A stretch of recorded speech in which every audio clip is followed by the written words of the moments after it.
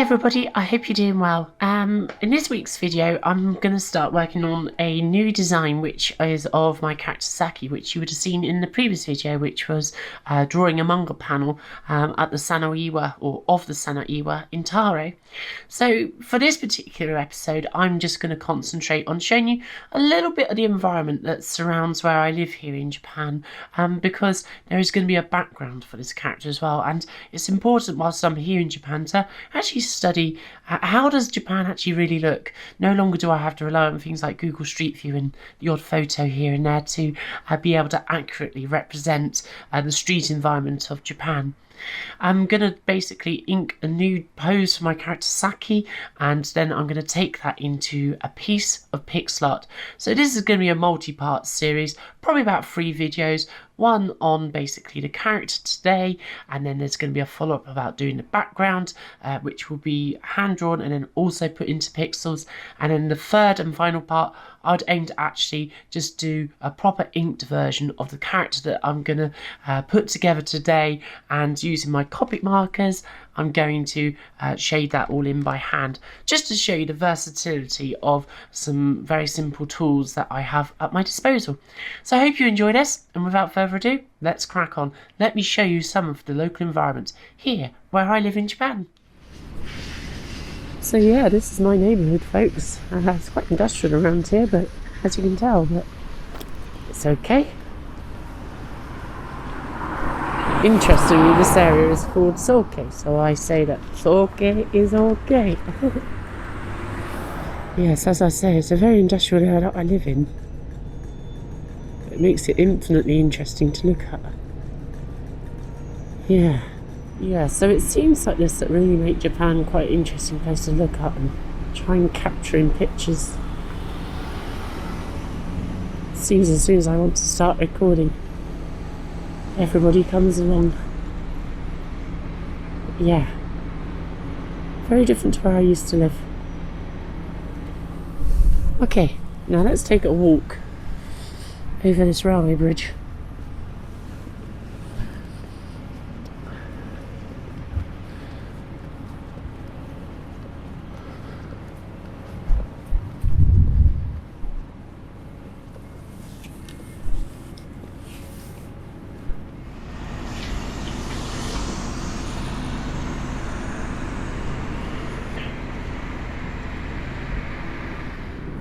Looking at the housing is also quite important because it is so varied here in many respects. It's very postmodern in its look in some respects. But yeah, observing the details about how everything looks is incredibly important for creating believable manga backdrops, but also very interesting just to look at the details. Even just details like how the telegraph poles look. Obviously getting it 100% identical is not really the aim at all. But yeah, just observing how gently things are suspended and look is important to get a sense of authenticity in that work. So yeah, it makes a lot of sense to actually observe those details and take reference photos and just see it for real. Okay, let's keep going, because this little junction up here is quite interesting. Okay, let's talk about why this intersection is quite interesting. It contains some of the older style of Japanese street furniture, which is still very prevalent in Japan. Things like the old incandescent, if that's the right word, traffic lights rather than LEDs, the older style of street lighting there, and also that seems to be rapidly being phased out up here in Iwate, but I think mostly because a lot of it was obliterated during the tsunami, so it's all new stuff. And the pedestrian crossings look older style as well. Quite important for the manga that I'm working on, because there are certain parts of it which, not to give the game away, are going to rely on me having a bit of an understanding of how things looked years ago.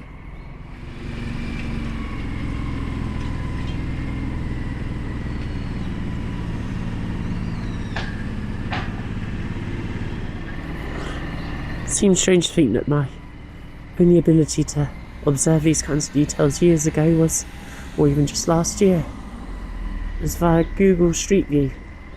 A real blessing. We never had that years ago, but yeah, to actually observe it in person is infinitely better. Okay, let's keep walking. So this little part of Miyako is known as Wamura. The Mura being in village, I'm not sure what the Wa stands for, but it's quite interesting actually. So like, I think anybody who has enjoyed watching Number One Half will instantly recognise this sort of like chicken wire fencing with this minty sort of green colour, where Akane and Lama would walk along the riverside back to the Tendo Jojo. Huh. And this cute little hair salon here is interesting. You get lots of really quirky stuff like this in Japan. Well, I hope you've enjoyed having a little bit of a look around my local neighbourhood here in Miyako. This is an area of town called Wamura. Hopefully you can hear me okay over wearing my mask. I'm out in public, so it's really important in a populated area obviously to be wearing this at the moment. So yeah, so hopefully this all comes out okay. But yeah, you can see that I don't actually live in a particularly well populated area of Japan. It's very rural here, and very different to perhaps the images of Japan that you're used to seeing with the skyscrapers of Tokyo and Osaka and Kyoto and so forth. So yeah, a little bit different. Still quite urban in many ways, but in many other ways very rural, which makes it an interesting environment to explore. And yeah, hopefully some of these things can feed into my work over the years and help me create a certain sense of authenticity about what I'm creating, but also it's just interesting to look at. I've only ever been able to observe these details through Google Street View before, so yeah, it's all interesting stuff.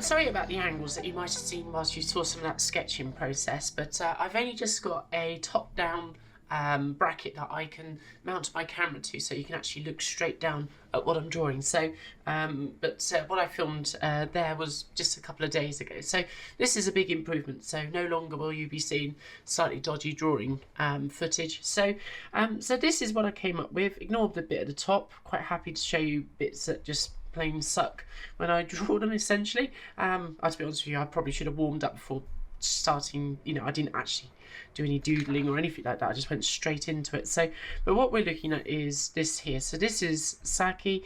I've gone for a slightly top-down, almost bird's eye angle, as if we're looking this way at her.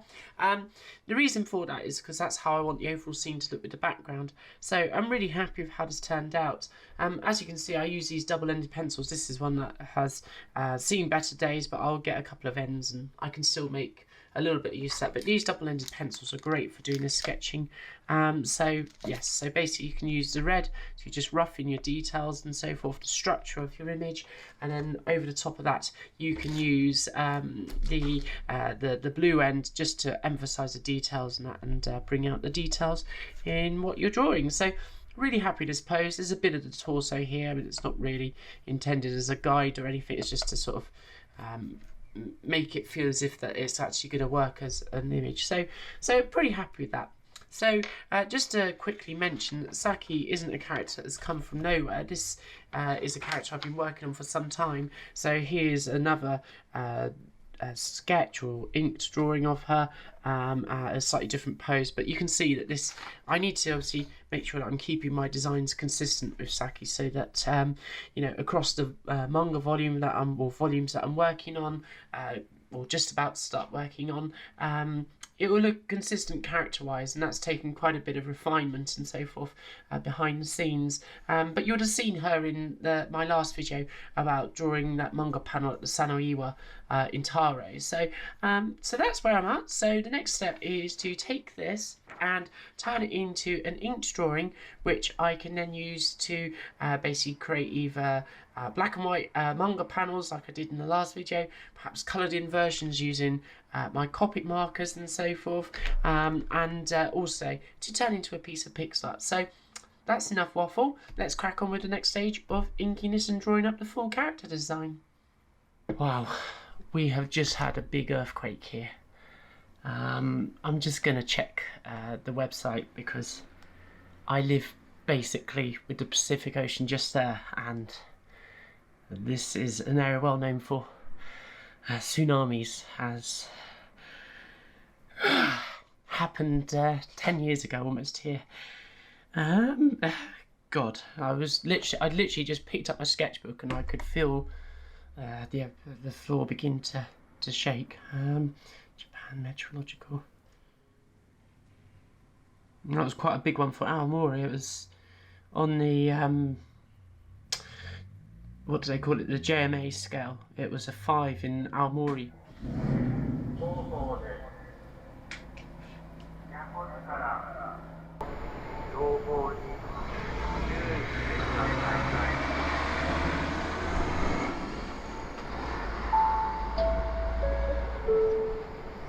Oh, I think we're okay then. I don't think we're going to have to evacuate, so that's something.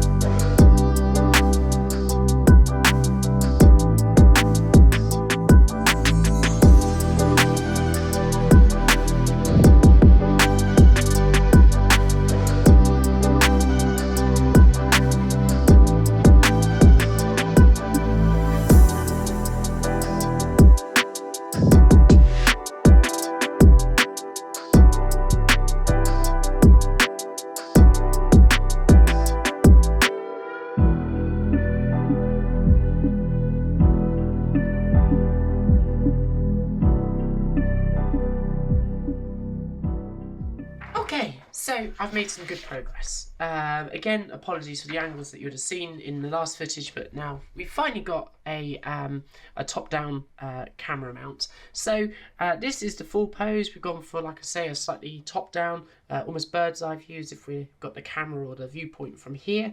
And the inking was, this is quite a quick inking. It's not like a proper version if I was to be using this for a panel. This was just very quickly put together.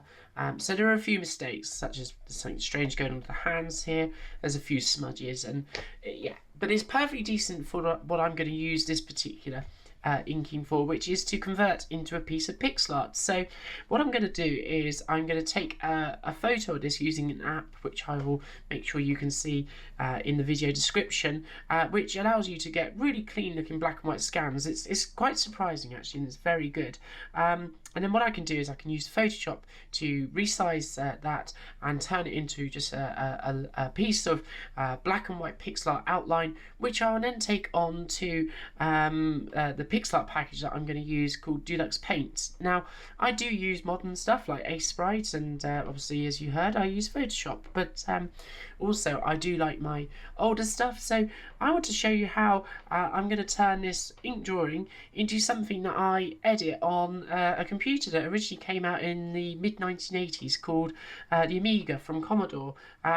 If you're not familiar with the Amiga, it was a pretty popular system. I would argue a very popular system, especially in Europe, sort of from the late 1980s through to the mid-90s or thereabouts. And essentially just think of it as the third machine that very few people seem to have heard about outside of certain circles. It was the system that could have been, sort of something that was also available alongside perhaps today's Macintosh and obviously Windows PCs. But that's basically what I'm going to take it on to.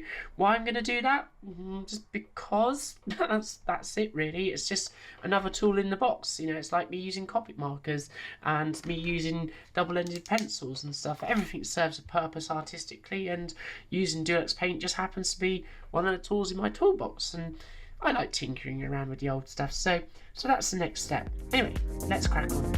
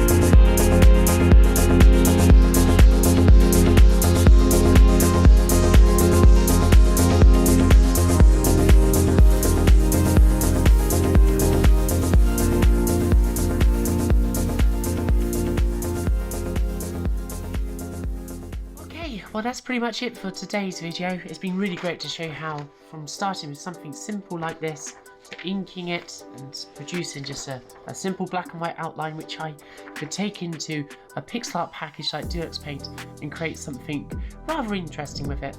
I've certainly enjoyed the experience. Don't forget to join me in part 2 of this piece where I'm going to show you the background that I draw based on some of the street environments that you would have seen in this video, and I've already been practicing on some ideas of some of the things that I've seen, so look out for that in the very next episode. So I hope you're all keeping well, and I guess that all remains for me to say is see you soon. Peace. So it's come to that part of the video where I mention that I'm on Patreon. From as little as $2 a month, you can get early access to content, exclusive artwork through the post, your name mentioned on videos, as well as tips that I don't publish to the public. You can find a link in the video description below. Your subscription to my channel will also help me ensure that I can bring the latest content here from Japan.